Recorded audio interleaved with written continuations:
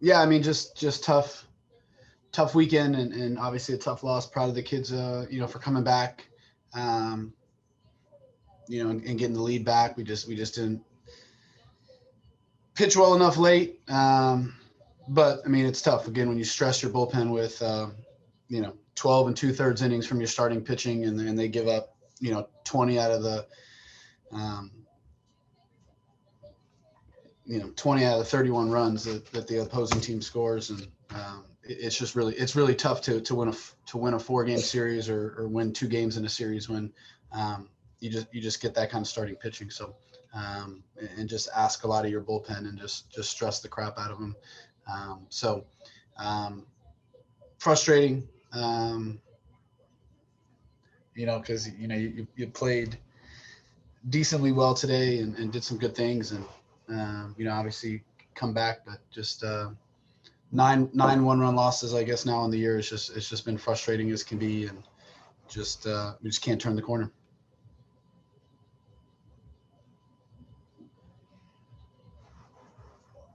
Coach, as far as replay in the American, I know you didn't want to talk about what happened, but some schools have it, some don't. I know ECU had it a couple weeks ago. UCF does not have it. What's been the challenge maybe to installing replay at your stadium? Yeah, you'll have to talk to administration about that. So they just tell me no. Are you willing to tell us what was going through your head, or what you were thinking when the both calls were happening? There was a second call later in the game that got close. When I was still there, There was one. There was the call at first base, and then there was another call at second base later in the game where Pablo Ruiz slid. That was close. yeah, I mean, tough. It was close. I watched it on replay a couple times. I mean, and obviously with having replay, be able to slow it down and stuff, it makes it a lot easier. It's a bang bang play though, but if we sprint out of the box, though, we're standing up at second base. So if we don't take the first 3 or 4 steps and feel sorry for ourselves, then it's irrelevant. And again, if you don't put it in the umpire's hand, then you don't have to worry about bang bang plays. Coach, can you talk about Ben Vespi and what he was able to do with 4 solid innings out there to keep you guys in it? Yeah, it's been huge. I mean, been huge all year. And just been a constant there at the end of the game of giving us a chance. We put him into huge games, and if we've been down or up, he's either held the lead or held the other team to give us a chance to try to come back. Obviously getting the save on Friday night was just huge, and then being able to come back and throw that many innings. Just proud of his development over the course of the last 8 months. Our freshmen have really done a great job. I mean, Nick Vieira has gotten tons better. Zach Bennett has gotten tons better, and they've all pitched better than most freshmen pitch at this level. And really are carrying the pitching staff because the older guys just aren't cutting it. Coach, back to the starters. Why the struggles this weekend? What did you see from them? I mean, it hasn't been this weekend. It's been the last 5, really the whole conference. I mean, we just lack of starting pitching, just inability to execute pitches. I mean, when we call fastballs away, they're in. When we call them in, they're away. When we try to throw 0-2, 1-2 pitches, they're over the heart of the plate, where we hit guys. Just a lack of ability to be consistent. Probably allowing the moments to get to them mentally. Then again, when you look at the really the strength of our club coming in was supposed to be our starting pitching. Obviously losing Colton hurts, but that obviously puts a bigger damper on things in terms of taxing a bullpen over the weekend. But I mean, again, but even when Colton was here, when you took Colton out of the mix, we weren't getting very consistent starting pitching. We'd have some weeks here or there where we get one good start and the guy would go deep into games and pitch really, really well, but just couldn't back it up the next week. And, just not being mentally tough enough. And again, the one thing that you're supposed to be when you look at the starting pitching, the amount of experience they have and amount of innings and starts and appearances over the course of their career, those are supposed to be the things that really, experience. You can't teach that, right? Like, that's not something you can give Ben Vespi. You can't give him experience. You can't give them 4 years of starting experience in Division I level, 4 years of being in at Division I and pitching a lot. Like, you just can't give that to somebody. Like, you have to go through the grinder of this season, you know what I mean, of the career, you know, and get better. And you'd think that our guys would be mature enough and experienced enough to handle the ups and downs, the frustrations, you know, the inconsistencies, and they just haven't done that at all. Coach, you mentioned last night how you had to keep the game close in order to win. You managed to do that. You managed to do that today. And even though the game ended in a loss, what do you have to say about how the team was able to keep the game close this time? I mean, just again, I'm proud of the offense. You know, we struggled the last couple of times and getting down and not being able to come back when we did. And so proud of us for, you know, being able to overcome another bad start and being able to fight and get back. Obviously, the 2 home runs were huge. We just can continue to put ourselves in situations to try to win the game, and we come back and take the lead. You know, and again, just proud of the bullpen. I mean, obviously it sucks because, you know, you give up 1 run and it ends up costing you, or 2 run, whatever it was.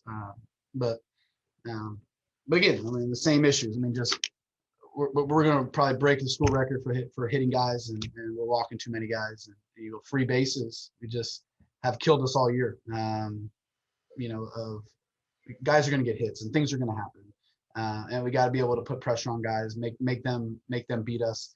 But when you put guys on base by hitting them or walking them, it's really difficult. In baseball in general, but especially college baseball, I mean, big innings and stuff like that are rarely do you get 5-6 hits in an inning. You want to put up 3 or 4 runs, like you gotta grind out walks, get hit by pitch, you know, do those different kind of things, put some pressure on, make an error or something like that, and then knock out a couple hits or get the big hit. You know, and they did a great job of that by just making us pay. We put them on base with a walker hit by pitch. They scored probably 90% of the time this weekend. You know, we just again, and it's, I mean, just non-competitive walks, 4-pitch walks, like and hit by pitches. You know, trying to go in, and we hit a guy up in his upper back. Like, that's not only you missing in, but you're missing up, or 0-2, and just being able to try to put guys away, or just missing a spot altogether and hitting a guy when trying to throw the ball down the middle or away, and we end up throwing it in and hitting the guy. So good teams make you pay when you do that, and that's what Wichita did this all weekend. But that's what teams have been doing to us all year. It's just punishing us for making mistakes like that. You said that you thought the team, every chance it gets, is trying to turn the corner, but it hasn't. What will it take to turn that corner? Can it turn that corner with just a couple of series left in the regular season? Yeah, I mean, tough. I mean, obviously we have the talent and the ability. It's obviously been a really difficult year with injuries and all the other stuff. You know, it's just been tough. Feels like every day something's happening and somebody's getting hurt, and, you know, and playing through injuries or you know, just out for weekends and whatnot. And, you know, it's just been tough. Every time we kind of feel like we're getting into a rhythm, like something happens that, you know, is really hard to overcome, whether it's Colton, whether it's, you know, Nick Romano goes down, and, you know, Freeland obviously was banged up all weekend trying to play through it. Rathbone's been banged up for like the whole season and just playing through it. And obviously Colton, you know, just one after the other, man. It's just been stacking on top of each other. So just really been hard to get into rhythm as a team, really been getting hard as a rhythm as players. And then again, just stressing the bullpen and those guys because of the lack of depth and guys being hurt and stuff like that. It's just it's been typical to overcome. So just got to try to get healthy here for the end. You know, get 2 more weekends. You got to try to get some guys back and get them healthy, and try to get some rhythm going, and try to, you know, get some of, you know, figure out the starting rotation and just figure out who can go out there and give us, you know, a quality start. I mean, we gave up runs in the first inning all 3 games, or all 4 games. So again, I mean, just a lot of pressure on the offense. Have to come back, play from behind, and, you know, when you feel like when you're doing that every game, it's difficult. It is tiring. It's tiring as a coach, and it's tiring as an offense when you do that. And again, I'm proud of the kids today. We talked about it yesterday, just being better at that, and we've talked about it for a couple of weeks, and just being able to fight and not give up. And again, I think our bullpen's done a tremendous job of holding games where they were to try to give us a chance. And on the offense today did a much better job of competing and just keep showing up and trying to win innings. And we've been talking a lot about just trying to win the innings. Let's not worry about trying to score 7 runs when we're down. Let's just worry about trying to score 1 every inning for 7 innings, and you put yourself back in the game. So we just got to get healthy and try to get a rhythm going. And obviously you felt pretty good coming into this weekend because we had played pretty well and had won 3 in a row or whatever it was, and then after the first game Friday, but just losing a couple of guys, getting banged up here this weekend just made it really, really tough. The batting order looked a little different for this game. What was the motivation on that batting order change, and do you think it helped with the increase the offensive production? I don't know. I mean, I just was trying to go with who was hot and whose numbers were good against left-handed pitchers. So I mean, it was a little bit different. Obviously, but not a ton. I mean, really, Joseph was the only major move. I mean, then with versus left-handed pitcher, then maybe the last 2 times that we played against a left-handed pitcher. So just obviously Tom was scuffling a little bit and put a little more pressure on him, something he's not used to doing by playing defense, which he hasn't been doing a ton of this year. So getting him out of the DH spot, I thought it was just putting a little bit more pressure on him doing that. And obviously, didn't walk a lot, which he has been doing a ton of. So just with the numbers, the way that they said that the lineup should be, just kind of went with that today to try to get the guys that were hitting well against left-handed pitchers up at the top of the order. But who knows if that's the reason why it worked. A tough road weekend now coming up at Tulane. Talk a little bit about what you know about Tulane, and your team has shown that it can rise to the occasion against top-tier teams. Yeah. Obviously, they've been hot, ever since conference started. I mean, they got the second best starting pitcher in the league. Obviously going on Fridays, and but they've had really good starting pitching. They've had some timely offense and some young guys that are doing well for them. And they got a couple really good bullpen pieces at the back end. So we're going to have to scrap and find ways to try to get to the bullpen early, try to knock those starting pitchers out, put stress on their bullpen, try to use those, force them to use some of those good guys as many times as we possibly can. It's obviously usually a tough part to play in, just depending on the way the wind's blowing, but it plays really, really small when the wind blows out. And so we just got to do a good job trying to keep them off the board and give ourselves a chance to win late in the game, and try not to see their the back end guys when we're down runs, and try to also force them to use a lot of those guys on Fridays and whatnot, and try to stress their bullpen like we've been stressing ours. We saw Noah Orlando for the first time in his first appearance in a while today. What were your thoughts on his performance? I thought he did a good job. Got a big bunt down. I think he got a big double late in the game.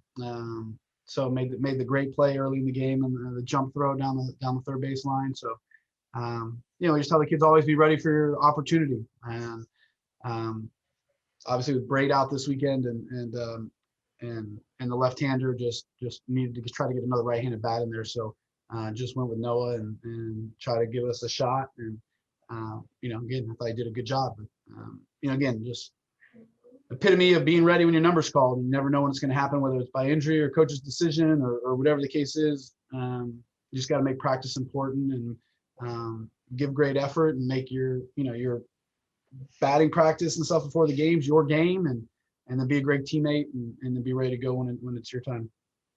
You mentioned about how you wanted to get to the bullpen quickly when it comes to the next series.